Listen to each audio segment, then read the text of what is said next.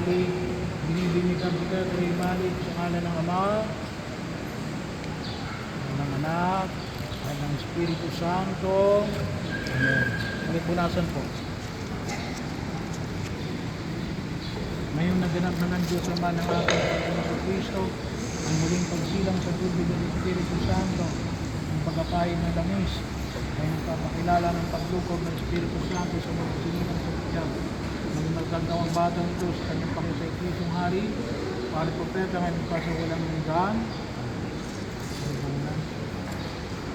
Si John Gabriel. Pakinggan. Kaya huwag ka ng manina. John Gabriel, binibigyan kita John Gabriel sa ngalan ng Ama, ng Anak, ng Espiritu Santo. Pagpunasan po.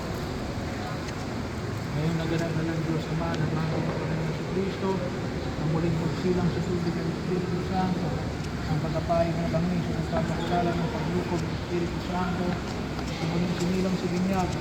Maging matatag na